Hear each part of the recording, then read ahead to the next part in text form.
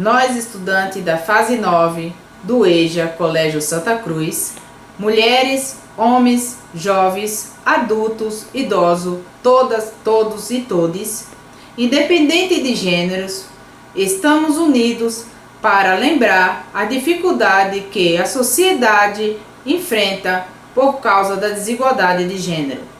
Por isso, viemos através desse manifesto reivindicar a igualdade de gênero para fazer valer o artigo 5 da Constituição, que fala que todos são iguais perante a lei.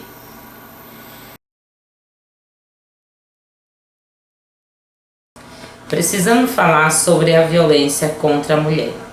A cada hora, 30 mulheres são agredidas no Brasil, segundo a promotora Nathalie Alveiro, especialista nesse assunto. 75% dos brasileiros afirmam que a violência contra a mulher aumentou, segundo a pesquisa do Instituto Podedata. Segundo os dados da Secretaria de Segurança Pública, o feminicídio aumentou do ano de 2020 para o ano de 2022. 97% das mulheres já foram vítimas de importunação sexual no transporte. Segundo o Instituto Patrícia Galvão, esse número mostra que a violência ainda é um problema grave a ser resolvido. A lei existe, mas só vai valer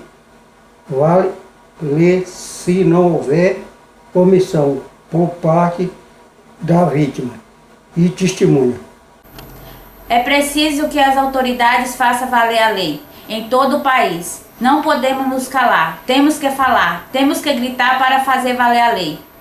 As estatísticas mostram que as mulheres conseguem ter mais segurança após fazer o boletim de ocorrência. O governo precisa fornecer mais casas de acolhimento para as vítimas, mais acompanhamento psicológico e mais profissionais qualificados nas delegacias, com mais respeito às vítimas. É preciso uma punição rígida que venha junto com um programa de reeducação e monitoramento adequados para esses agressores não serem reincidentes. Para reduzir os casos de importunação sexual, sugerimos providências para diminuir a superlotação dos ônibus, como o aumento da frota e redução do tempo entre os ônibus. Além disso, é necessário que as mulheres denunciem os importunadores.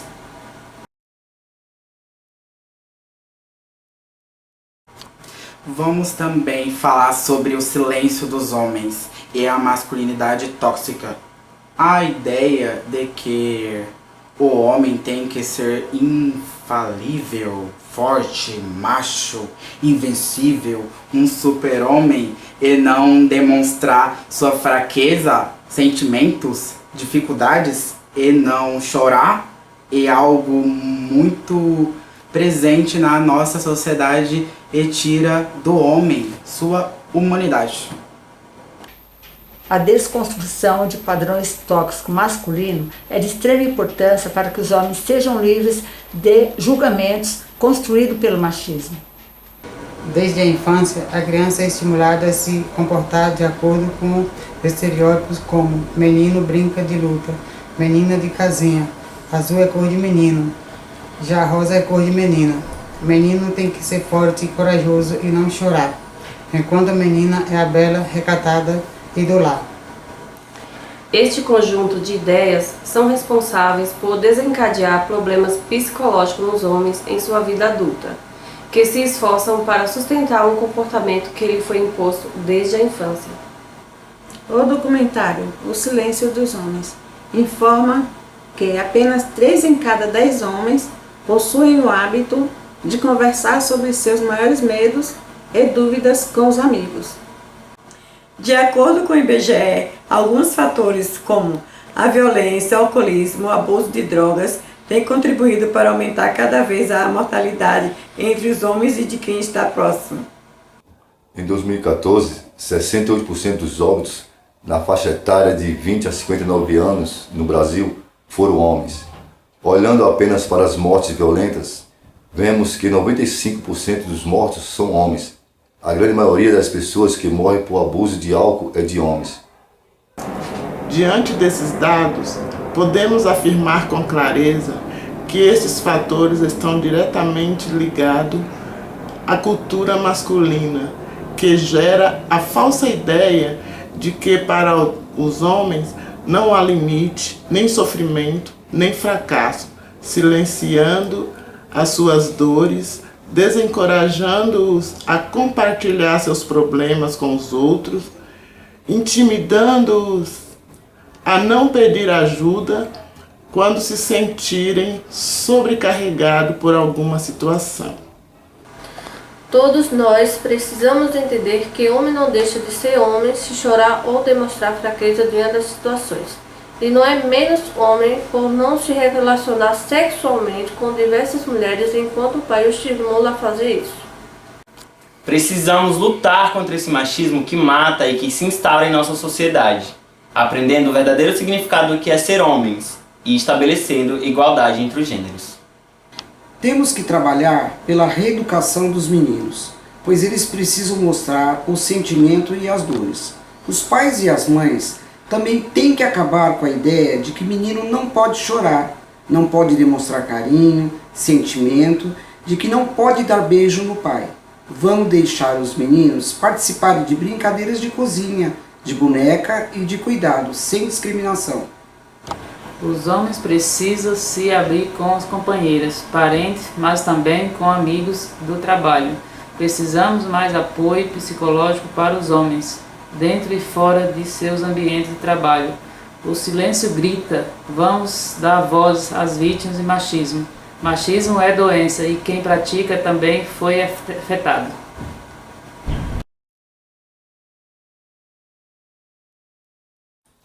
Hoje, a estrutura do Estado pode dar providência em caso de violência doméstica, de LGBTfobia, de desigualdade salarial entre homens e mulheres e até de misoginia.